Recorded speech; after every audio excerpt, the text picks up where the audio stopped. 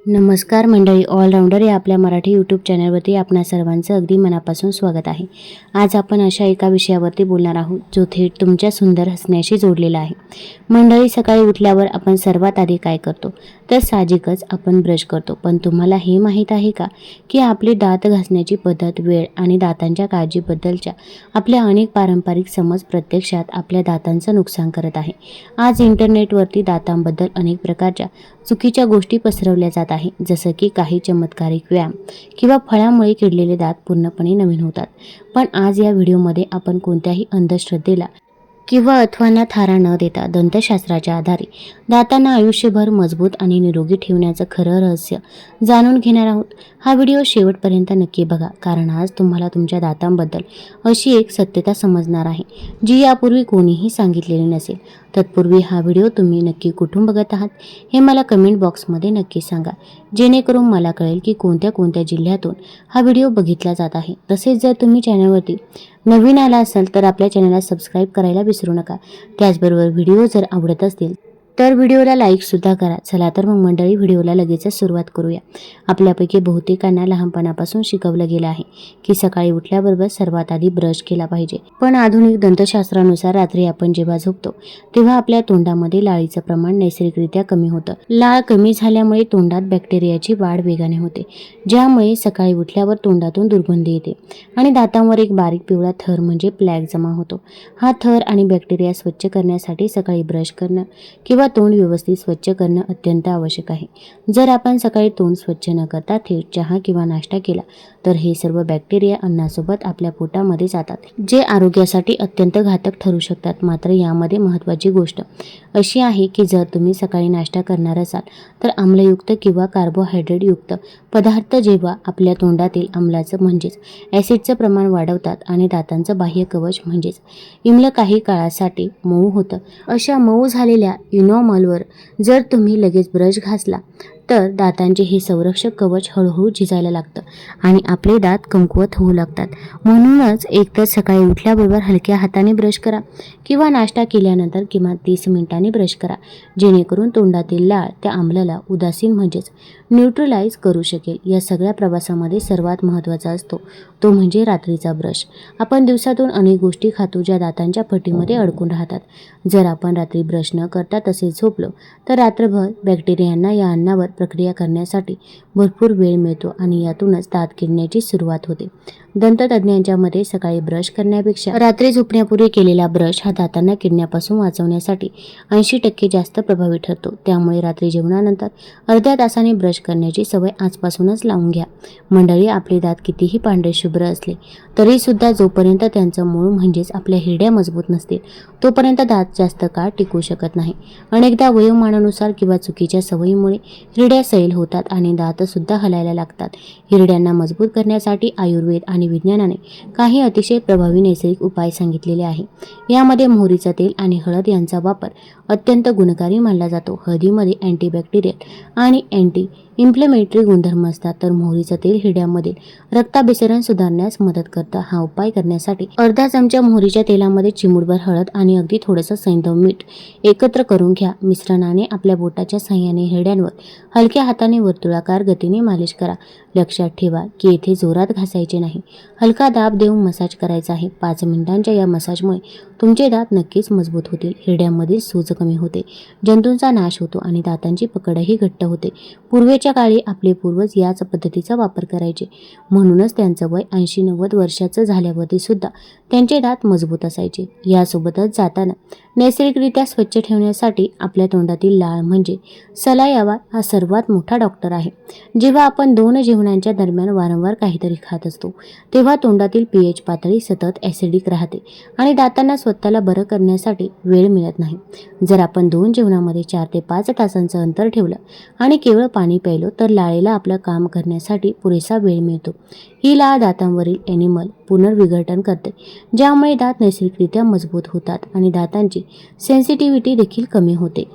अनेकांचा असा गैरसमज असतो की दात फक्त बाहेरून जिवंत भाग आहे आणि त्यांना आतून मजबूत राहण्यासाठी योग्य पोषणाची म्हणजेच न्यूट्रिशनची अत्यंत गरज असते. जर तुमच्या शरीरामध्ये आवश्यक जीवनसत्वे आणि खनिजांची कमतरता असेल तर तुम्ही दिवसातून 3दा ब्रश केला तरी तुमचे दात कमकुवत होऊन ते तुटणारच आहेत आणि त्यांना कीडसुद्धा लागणारच आहे.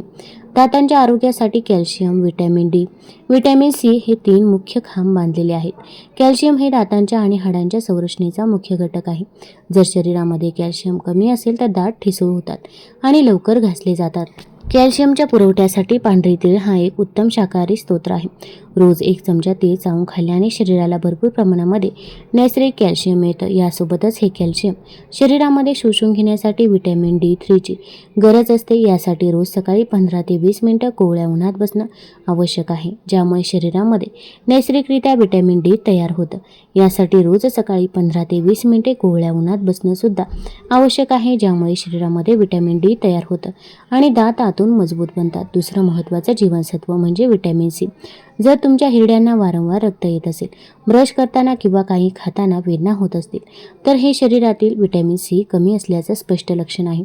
व्हिटॅमिन सीच्या कमतरतेमुळे हिरड्या सैल होतात आणि तोंडातून दुर्गंधी येण्याची समस्या सुरू होते.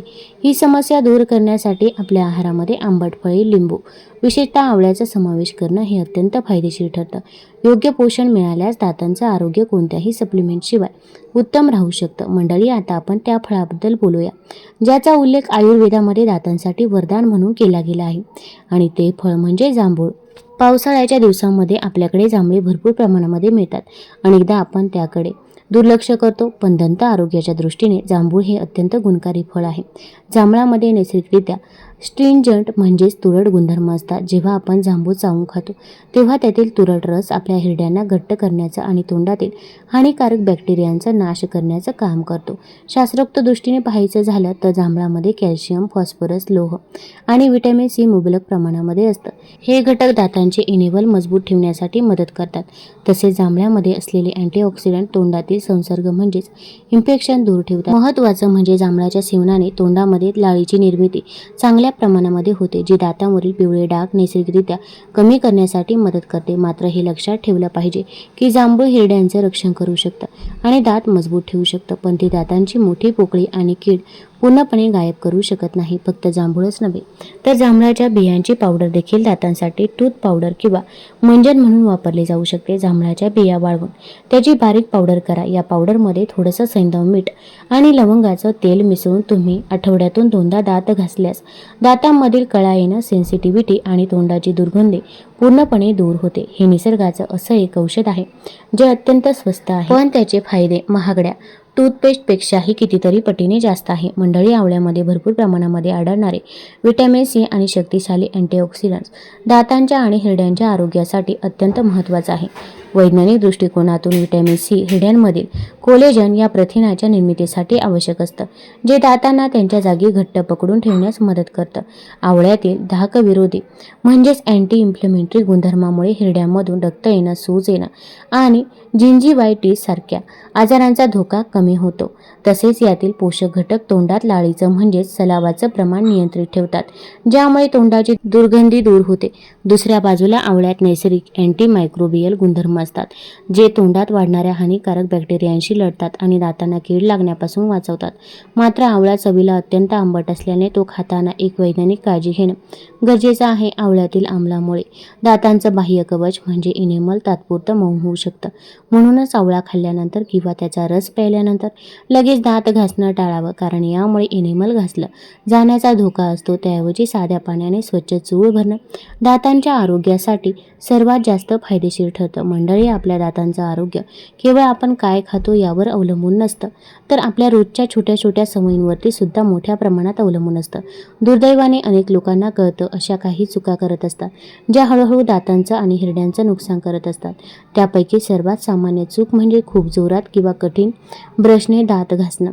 अनेकांना असं वाटतं की जितक्या जोरात दात घासले जातील तितके ते अधिक स्वच्छ आणि चमकदार होतील, परंतु प्रत्यक्षात त्याचा परिणाम अगदी उलटाच होतो. दातांच्या बाहेरील संरक्षणात्मक थराला इनेमल असं म्हणतात आणि हा थर शरीरातील सर्वात कठीण ऊतकांपैकी एक असला तरी तो स्वतःच्या घर्षणामुळे झिजू शकतो. जेव्हा एखादी व्यक्ती दररोज कठीण ब्रश वापरते किंवा जास्त दाब देऊन ब्रश करते तेव्हा इनेमल हळूहळू कमी होऊ शकतं आणि त्याखाली असलेला डेंटिन हा थर नैसर्गिकरित्या पिवळसर रंगाचा असल्यामुळे दात पिवळे दिसू लागतात. इतकेच नव्हे तर दातांमध्ये संवेदनशीलता वाढू शकते.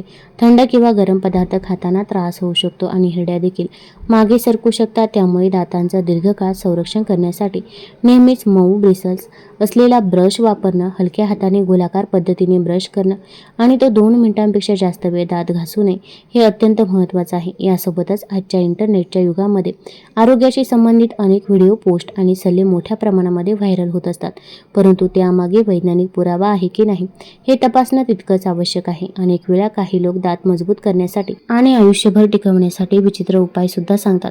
उदाहरणार्थ, टॉयलेटमध्ये बसून दात जर घट्ट दाबले किंवा विशिष्ट प्रकारचे अनोखे व्यायाम केल्याने दात कधीही पडत नाही असे काही दावे केले जातात, परंतु अशा गोष्टींना विज्ञानाचा कोणताही आधार नाहीये. उलट अशा चुकीच्या सवयीमुळे जबड्यांवरती अतिरिक्त ताण येऊ शकतो आणि दातांचे नुकसान होण्याची शक्यता वाढू शकते.